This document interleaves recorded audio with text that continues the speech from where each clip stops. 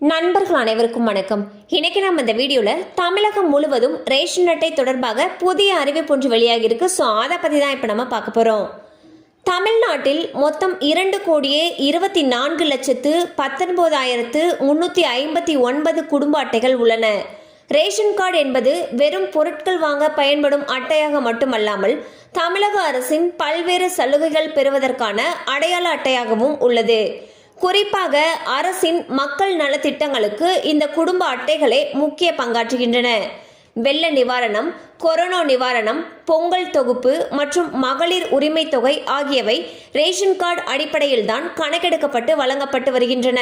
கடந்த ஓராண்டில் சுமார் 2,40,000 குடும்பங்கள் ஸ்மார்ட் கார்டுகள் கேட்டு விண்ணப்பம் செய்திருக்கிறார்கள். கடந்த ஆண்டு ஜூலை முதல் புதிய ரேஷன் கார்டுகள் வழங்குவது நிறுத்தப்பட்டது.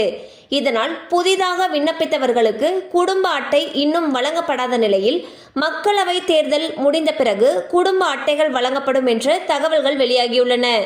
இது தொடர்பாக உணவு பொருள் வழங்கல் துறை அதிகாரிகள் தரப்பில் கூறுகையில், புதிதாக ரேஷன் அட்டை பெற சுமார் 2.4 லட்சம் பேர் விண்ணப்பித்திருந்தனர். இவர்களில் தகுதியானவர்களுக்கு வாக்கு எண்ணிக்கை முடிந்த பிறகு ரேஷன் கார்டுகள் வழங்குவதற்கான பணிகள் தொடங்கும் என்று கூறியுள்ளார். ஸோ பாத்தீங்கன்னா ரேஷன் கார்டுகளுக்கு புதிதாக விண்ணப்பித்திருப்பாங்க இல்லையா, அவங்களுக்கான ரேஷன் கார்டுகளை கொடுக்கக்கூடிய பணியானது தேர்தல் முடிவுகள் வெளியான பிறகு தொடங்கும்னு சொல்லிட்டு உணவு வழங்கல் துறை அதிகாரி ஒருவர் கூறியிருக்காரு. ஸோ புதுசாக அப்ளை பண்ணவங்களுக்கு விரைவில் ரேஷன் கார்டுகள் கிடைக்கப்படும் என்று எதிர்பார்க்கப்படுகிறது. கண்டிப்பாக அந்த அப்டேட் உங்களுக்கு பயனுள்ளதாக இருந்திருக்கும் நம்புகிறோம். மேலும் இது போல் அப்டேட்ஸ் உங்களுக்கு உடனே ரீச் ஆகணும்னு நினச்சிங்கன்னா நம்ம சேனலோடு தொடர்ந்து இணைந்திருங்கள். தேங்க்யூ ஃபார் வாட்சிங்.